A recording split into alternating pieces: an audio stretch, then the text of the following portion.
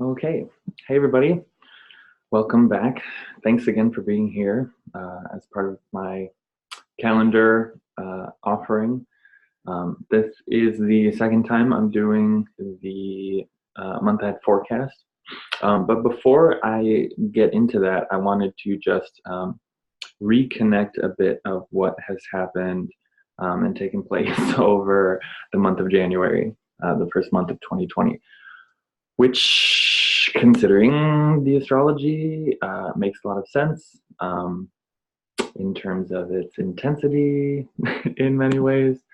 So, basically, some of the things that I wanted to connect were um, Mars entered Sagittarius on the 3rd of January.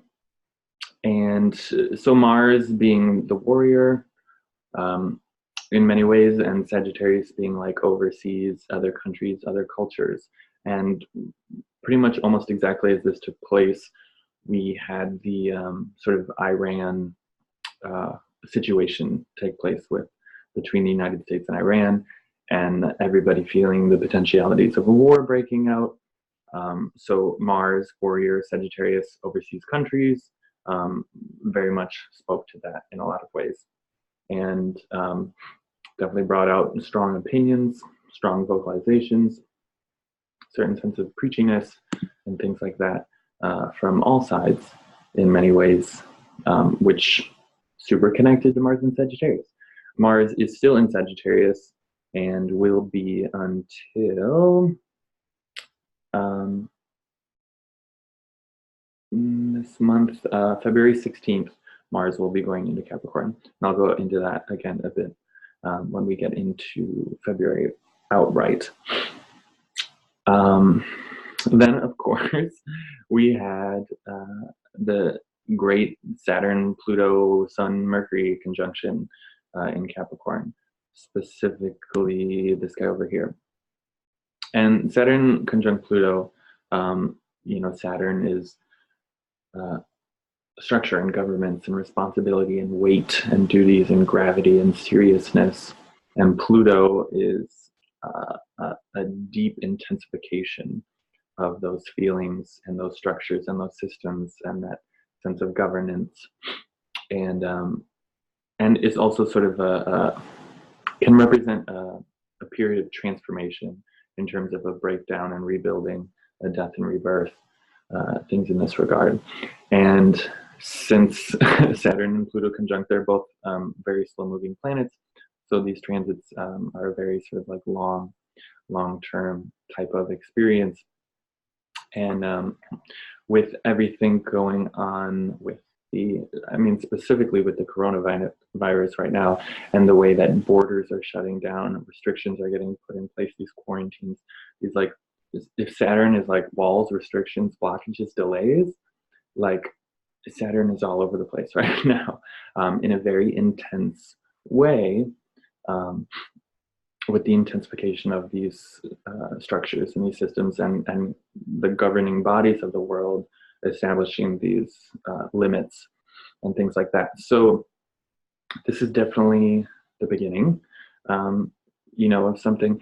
And especially with the eclipses we had at the end of December and the beginning of January. So the eclipse on the 10th that took place.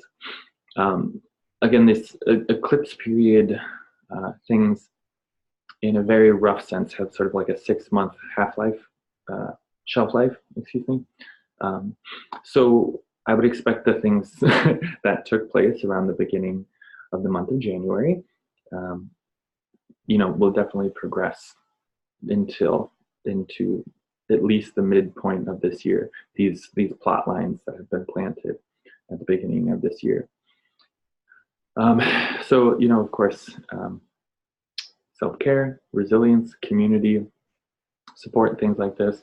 I think the way that we come together, and so as the sun has been in Aquarius, as well as while Venus was in Aquarius and now in Pisces, and then Mercury in Aquarius and all these things, you know, like our awareness is definitely coming together in terms of the way that we are living and interacting with each other, with our communities, and with that larger sense of our global connection.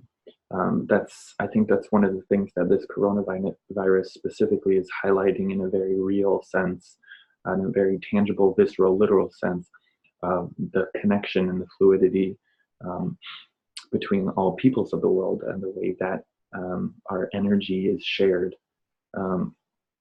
And you know, perhaps just to offer a perspective that, you know, yes, of course, like viruses, diseases, and things like this can be shared in this way. Anything we choose to share with each other can spread in this, you know, viral type of sense. Even though, so to actually see the potentialities of, you know, the way things spread, both good and bad, type of thing. And in a way, I feel like, you know, the sun in Aquarius, while Mercury has been in Aquarius, and things like this can have been highlighting, again, our connection. And if we can see those types of things as like an opportunity to engage with, and to intentionally use intention with what we're putting into those systems of connection, I don't know, there's opportunities, of course, as well, that take place in these types of situations. So as much as possible, accessible, able to, you know, be on the lookout for the opportunities, and to find that sense of resilience from wherever your personal and collective sources find that in a way. We also saw Uranus go direct last month, on the 10th, around the eclipse. And since then, and so Uranus shifts, changes, revolutions, breakthroughs, transformations, especially in the collective sense. There's a certain sense of tension and anxiety and electricity. We can also all definitely say the anxiety has been turned up. In Taurus specifically, I've actually been following like the finances and stock markets and things like that a little bit, and there's definitely been fluctuations in that. And again, connecting with the coronavirus and this sense of like interconnection, and then the Saturn-Pluto conjunction, establishing those boundaries, those gates, those walls, and those restrictions.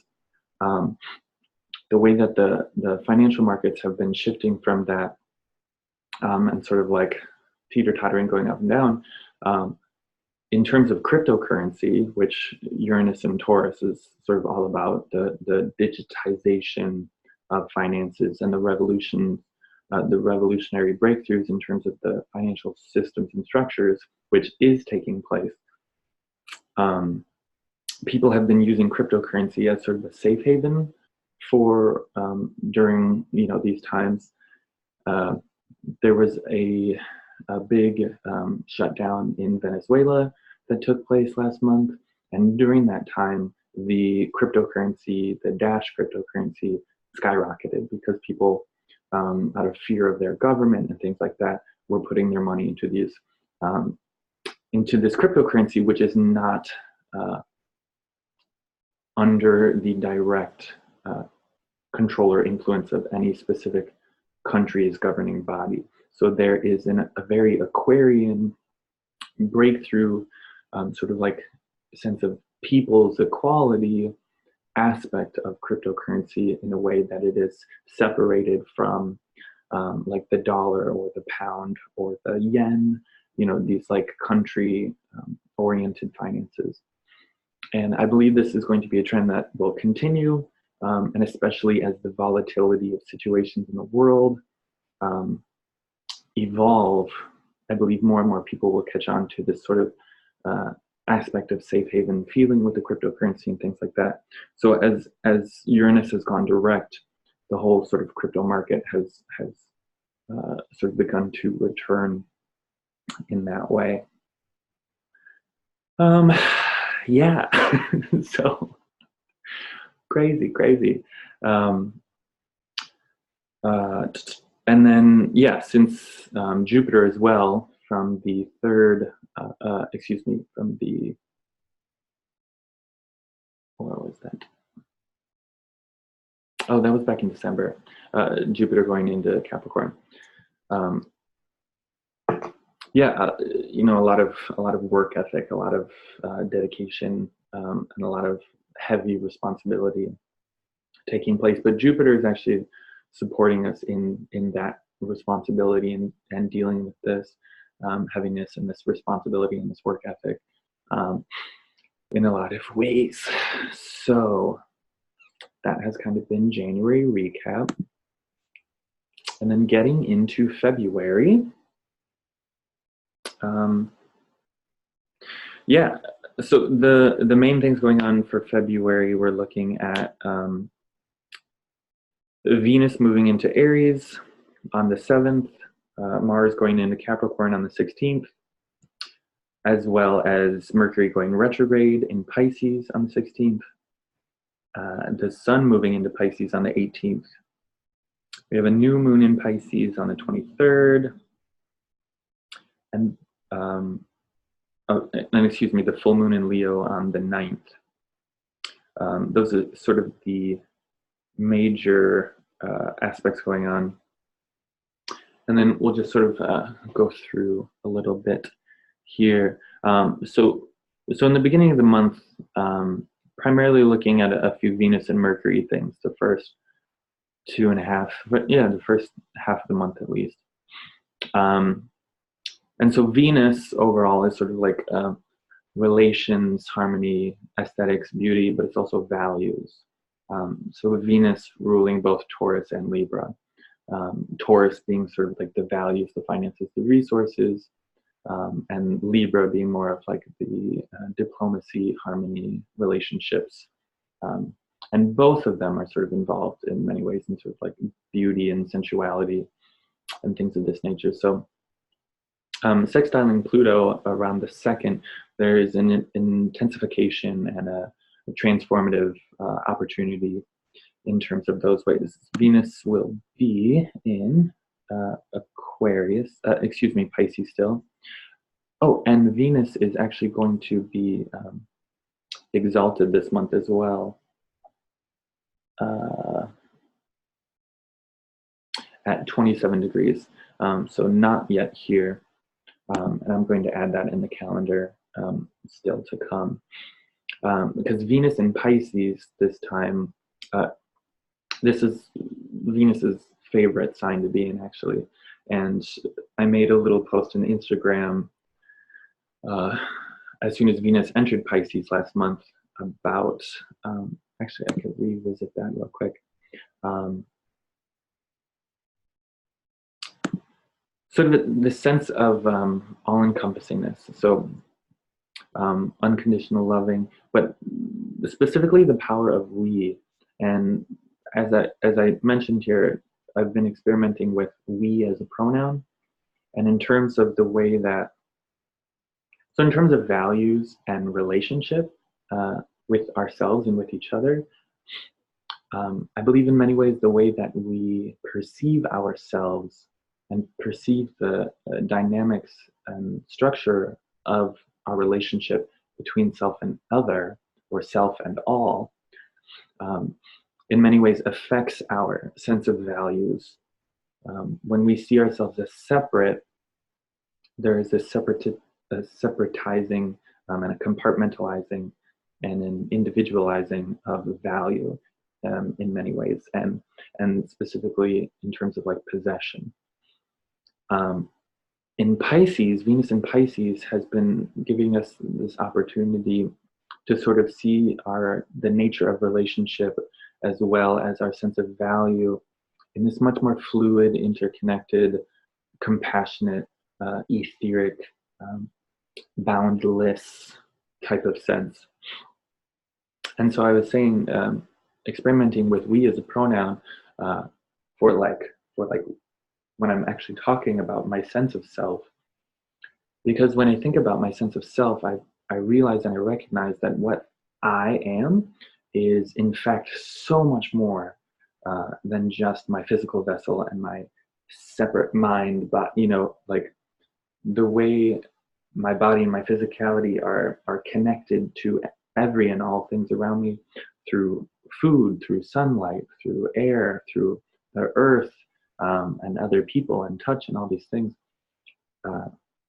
And then, mentally, emotionally, especially with social media now in all these ways, like what my individual mind is and the way it is composed of so many other aspects of input, and interchange and connection with the minds of others. Um, and then, spiritually, of course, on that level as well, I'm finding it harder and harder to actually think of myself as this separate individual sense of I. Um, and really taking a moment, I think, to intentionally recognize this sense of we-ness that is embodied in in me-ness, has been a gift of an opportunity with this Venus in Pisces, because the way that shifts our sense of value, and especially shared value, I think there's again a really potent connection there. So Venus, again, in Pisces until it moves into Aries on the 7th. And so these Venus transits taking place here, the 2nd, the 3rd, the 2nd and the 3rd, Venus sextile Pluto, Venus sextile Saturn, from Pisces into this Pluto-Saturn in Capricorn. Sextiles are somewhat supportive opportunity, but they require some initiative and some input on our part to take advantage of. And earlier this day, on the 3rd, Mercury will be going into Pisces, so our mind will be sort of catching up with that felt sense of relationship and value. So I'd say specifically on the 3rd, when Mercury goes into Pisces, in our minds and our values are sort of more together, tuned into this sense of connection and we-ness and fluidity between self and allness. There are definitely some opportunities there for importing that into our relationship to the Saturnian and Plutonian energy going on in Capricorn, with the structures, the intensity, the death and rebirth, transformative opportunities taking place through the intensification of this pressure that we're all feeling. I think there's an interesting relationship between that felt sense of world pressure and a sort of release and a surrender and acceptance, which helps us, again, in a way, sort of transcend our isolated sense of self to connect into this larger sense. Yeah, and especially too on this day, the moon will be going into Gemini. Gemini is ruled by Mercury. Mercury will have just moved into Pisces, so this will be a good day for communicating those types of thoughts, those types of experiences, those types of feelings with important people in your life, sharing stories in this way around those types of topics. Mercury sextile Uranus will help some of those breakthroughs take place mentally and open up more room in places where before we didn't have the perspective available. And there's an interesting relationship between Mercury and Uranus. Mercury is in a way sort of like our own individual sense of mind, and Uranus in many ways is our relationship to the collective mind. So in a way, you can think of Mercury as like your personal mind connecting with an opportunity to the collective mind, likely through social media, the internet, things like that. Technology, the internet, social media are all extremely Uranian influence types of things. So then Venus enters Aries on the 7th of February, and we're looking at this energy of relationship and values shifting actually into a more independent initiative type of sense. Venus in Aries, so while Venus is exalted in Pisces, one of its favorite places to be, Venus in Aries is sort of a contraindicated energy. Where again, Venus is more comfortable in like the opposite sign of Libra, about diplomacy and relationship, and seeing both sides of the situation, to now Venus moving into Aries is more of an individualistic, actually. And so even in terms of that transition from Venus into Pisces to Aries,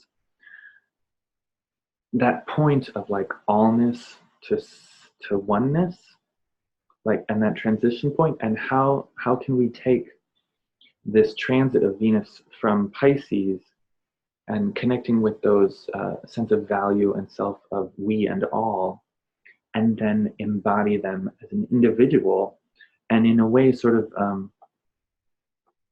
find a new sense of value in being an ego for an influence. So if there's this larger sense of influence, how can we be an individual representation of those values, in a certain sense? In a very mundane way, Venus in Aries can be an enhancement of libido and sexual drive and creativity in certain ways. There can be more access to initiating projects of art or beauty. Venus in Aries also has aspects of feminism, feminist energy. Whenever you combine sort of the two opposites, like Venus, feminine energy, yin energy, with Aries or Mars energy, active yang energy, there's this creative synthesis opportunity that takes place there. So that will be for the rest of February in that way. Venus conjuncts Chiron on the 10th in Aries. And Chiron is the wounded healer energy, our capacity both for experiencing or re-experiencing pain and trauma, and sensitivity and triggering. This can highlight sensitivities and triggers and traumas in our relationships. And in Aries, this will be about that sort of individual, separatist, aggressive aspects of our relationships, but potentially always offering the opportunity, like the way that Chiron brings up our awareness of our pain and sensitivities, brings with it the opportunity to face it, to engage it, to acknowledge it, and to sit with it, and to work with it, and to evolve through it. Chiron is very much about this aspect and this dynamic between poison and medicine in a lot of ways, and the spectrum really between the two, because depending on what you're working with it, the context you use it in, and the amount and the degree and these things, you can take the same element, and in one context it can function as a poison, and in another it can function as medicine. And Chiron is very much about this spectrum between and within poison and medicine, and pain and healing type of thing. So with Venus conjunct Chiron on the 10th, there is an opportunity for working with this pain and sensitivity in our relationships, and transforming, transmuting, alchemizing that energy into healing opportunities.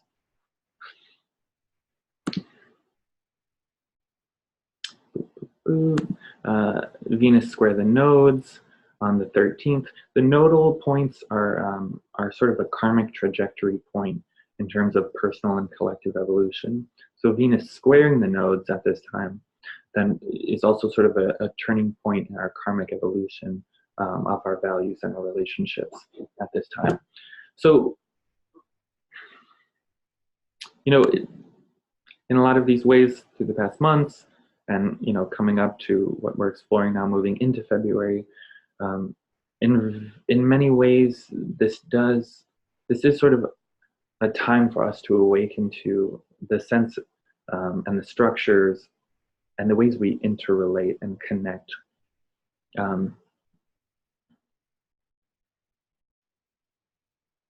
And our sense of values as individuals and as collectives, right?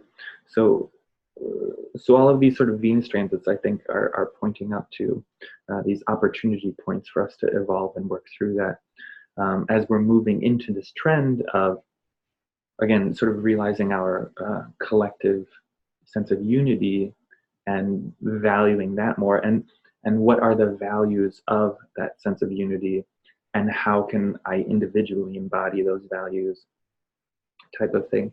These Venus transits are points of opportunity for that.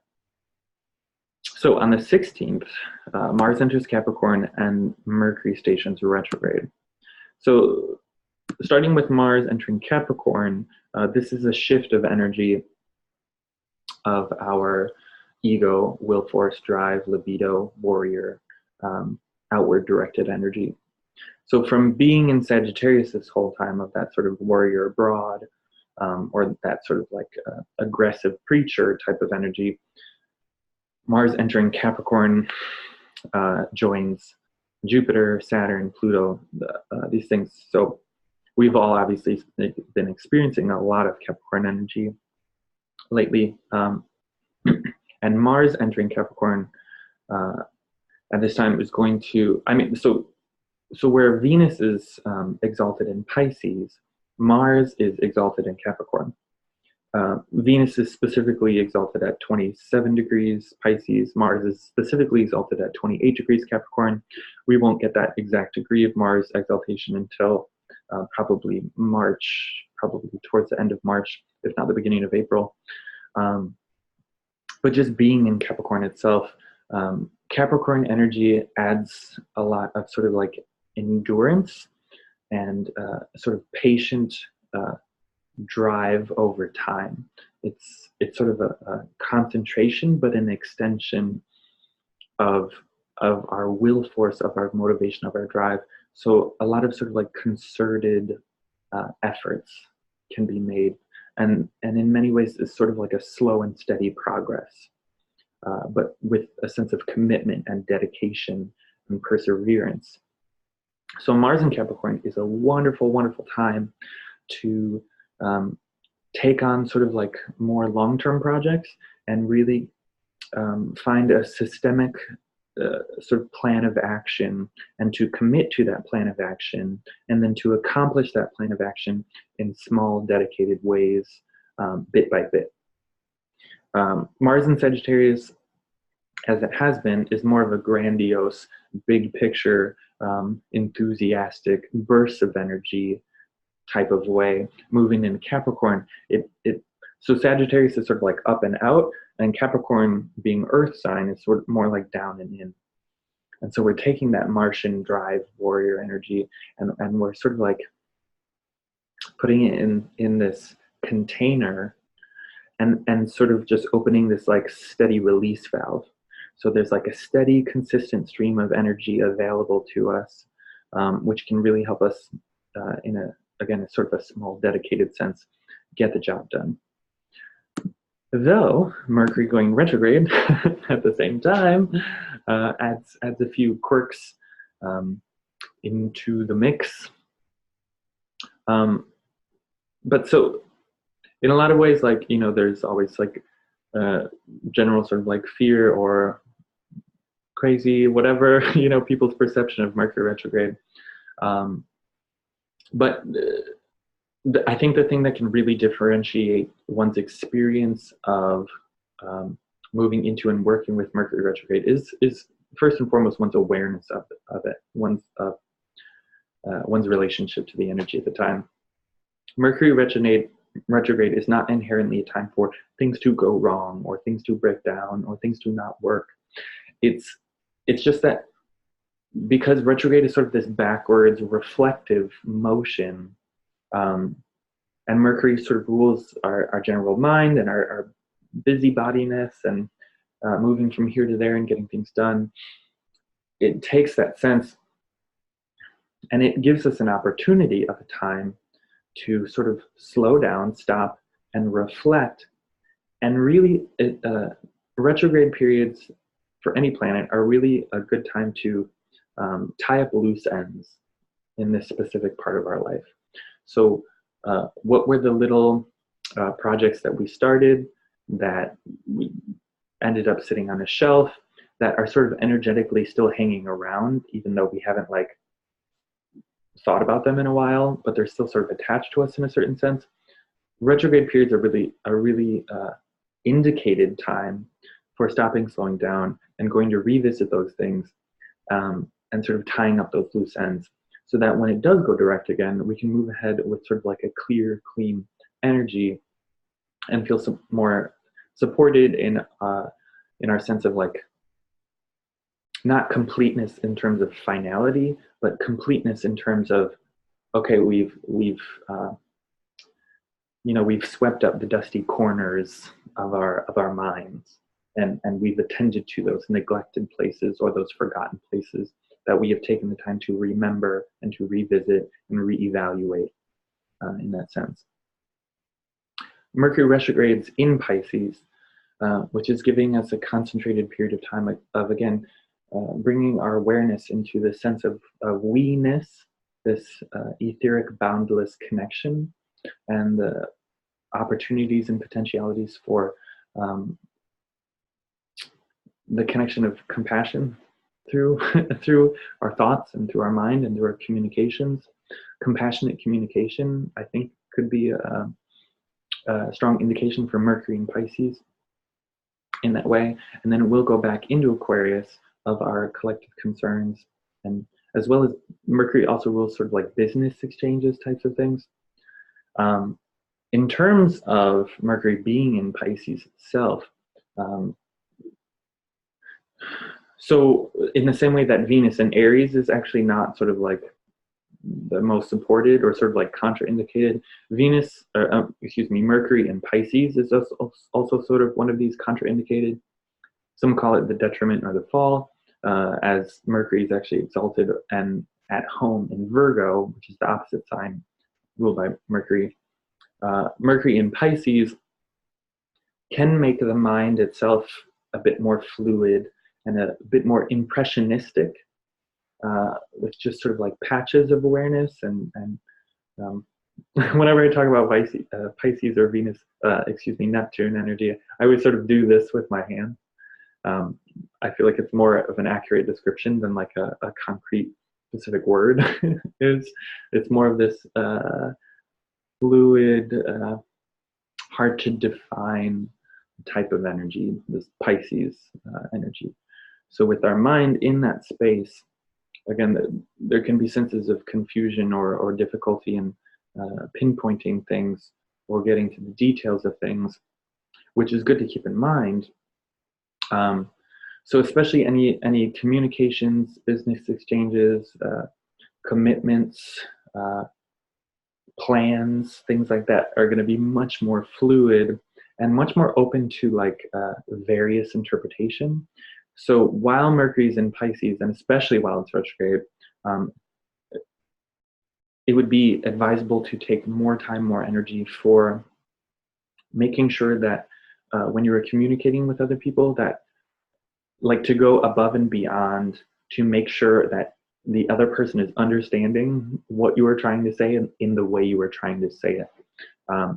Because this will be much more of a time period where it'll be easier for people to project their own illusions, projections, fantasies, stories onto things for themselves and get a very sort of subjective perspective as opposed to like a clear-cut communication.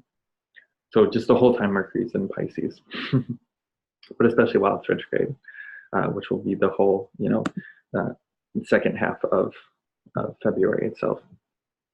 But start being aware of this, really from the beginning of February, I would start to be aware of this Mercury retrograde in Pisces energy. Then the sun itself enters Pisces on the 18th. And this is always a time of year where I feel this sort of like stillness and this dreaminess quality take place. I mean, and of course, it's the height of cold and flu season. uh, Pisces energy, I think, again, is sort of another indication of this fluidity, this interconnected, boundless energy. And actually, interesting. I'm not sure exactly of the correlation, but I'm wondering even now with Venus in Pisces, if there's a correlation between Venus and viruses, which I would not be surprised at actually. But um, so, but yeah, the Sun in Pisces in terms of sort of an overall time of year energy. Uh, I think it's very much a time of year where my dreams for the year to come are very alive, and I'm very idealistic and in my head about all the things I want to happen and to take place for the year before the spring equinox as the sun enters Aries, next month. um, so it's a good time as possible, as accessible, as able, as available for actually sort of like rest and reflection and contemplation. And I would say, in an overall sense, as much as you can get that nowadays with the Saturn Pluto conjunction energy now evolving and unfolding, and all of these collective pressures we're feeling, it's more and more and more and more and more important to be able to make your way to those places and those times and those circumstances where you feel rested. Um, and are able to connect to your inner self, your inner voice, your higher self.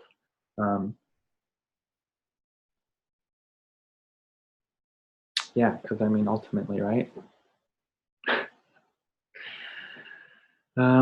So then Jupiter sextile Neptune, Mars trine Uranus, Mars square Uranus, Mars square Chiron, excuse me. Jupiter sextile Neptune in an overall sense. This will again be sort of a week before, week after. Let's see, with Mercury station retrograde in Pisces, the Sun entering Pisces, and then Jupiter from Capricorn sextiling Neptune in Pisces. This whole sort of week before, week after seems to have just, I mean, Jupiter brings expansion, growth, as well as support, opportunity, generosity. Even though from Capricorn, it's a bit more concerted. And Neptune, Pisces energies, yeah, fantasies, illusions, self-deceptions, as well as, again, sort of like boundless compassion, boundless empathy, boundless sense of interconnection. With a lot of this Pisces energy going on in this part of the month, I would also, and especially with Mercury retrograding Pisces, I would also advise for actually sort of like a slower, more concerted sense of, again, working with clarity, striving for clarity in terms of communications and interconnections. Just in order to sort of like protect oneself from false pictures, false realities, illusions, deceptions. In many ways, the ability to deceive others and put up false images of ourselves and any other sort of circumstances is very easy to do nowadays. And with Jupiter sextile Neptune, this could be an indication for a great amount of that, of this deceptive quality. At the same time, there's also a strong sense of compassion and empathy. And when you bring those two together, that's actually a very sort of like dangerous combination. So while, the collective in one sense may be feeling a lot in terms of that sense, I would still just add a little bit of caution there, just as a as an offering of a perspective. We'll see when we get there. I mean, the way these weeks have been going, it's like every week is a whole new world. So, you know, by the 3 weeks from now, when we get there, we'll see. The 21st should be an interesting 21st, 22nd. I mean, this patch right here, this 20 to the 22nd, should be interesting in in a way because of this Uranus energy, especially Mars trine Uranus, Mars from Capricorn trine Uranus in Taurus. This is grounded Earth energy. Again, this warrior, libido, outward directed energy. Trine Uranus is sort of like a unexpected revolutionary breakthrough.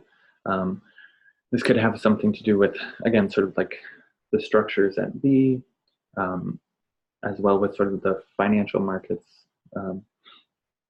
resources in this way.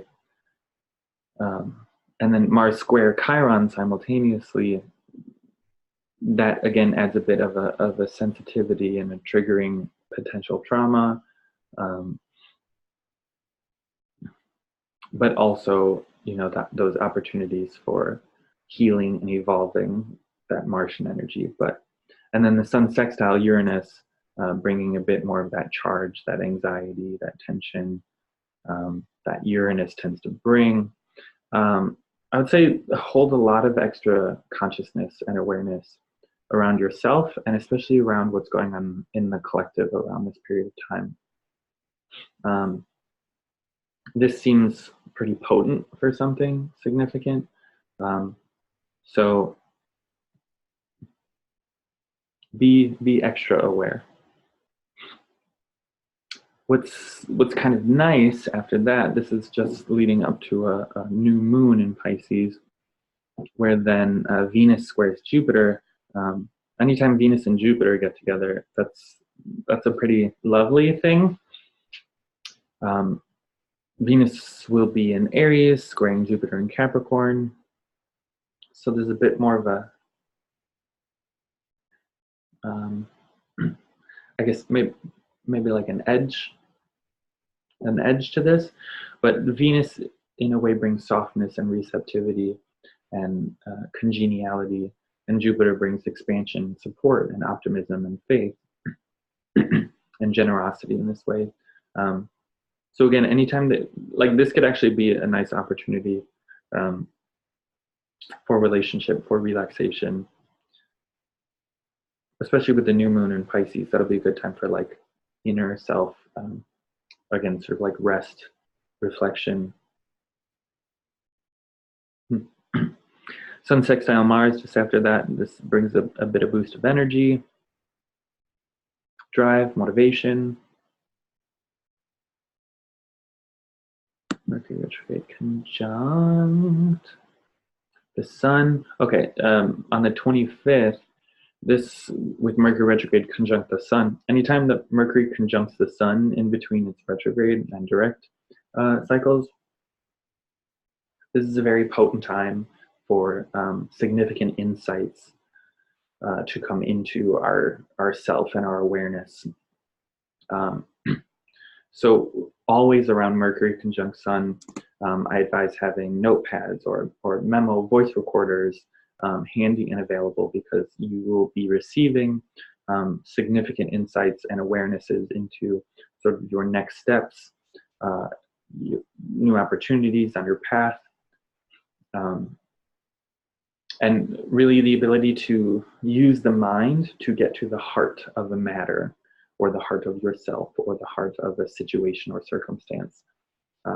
That's Mercury conjunct the Sun is always a very potent time for significant insights, especially around identity in many ways. Mars conjunct the South Node in Capricorn should also be significant in terms of that warrior, Martian drive, action type of energy. This could have something in Capricorn, you know, could have something to do with military power and the way that our structures, our governing systems use it and abuse it in certain regards. Best of luck to everyone in the world. Mercury retrograde sextile Mars.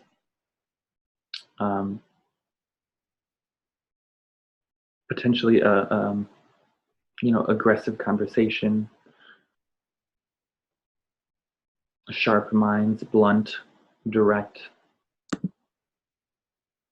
Boop, boop.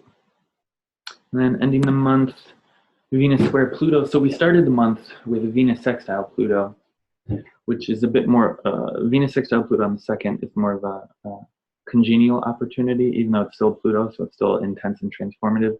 The square aspect taking place on the 20th is a bit more of a friction, dynamic, challenging. So this brings up, like Pluto has a tendency of bringing up things from the subconscious, from the hidden, from the unprocessed parts of ourselves, and bringing them to the surface of our awareness so that we can evolve and transmute and transform through them. And in our relationships and our values, this will be another opportunity for that. And Mercury sextile Uranus will bring some sense of volatility, and insight and epiphany and inspiration, and eccentricity and electricness to our communications at this time. So this is a potent time for relationship and communication in that sense. So that's what I've got for you today for this month. I hope this has been supportive for you guys. I hope you've been enjoying the calendar so far. I really appreciate your presence here. I'm really loving that this is a part of my life now. It feels like an immense opportunity and a very great honor to get to hold and create this space and these experiences for engaging with and interacting with planetary awareness and transits and things like that. So I super, super appreciate it. Hopefully throughout this month, I will begin to be making the personal individual transit Google calendars more accessible to people as well. So an opportunity to see your individual personal transits in relationship to these world transits in your Google Calendar on top of these world transits as well. And yeah, be looking forward for more. If you would like to schedule an in-depth natal chart reading with me personally about your personal transits or about your natal chart, as I like to begin with all new clients, please visit my website at awastrology.com, which you can find on the bottom of any of these calendar entries where it says brought to you by awastrology.com.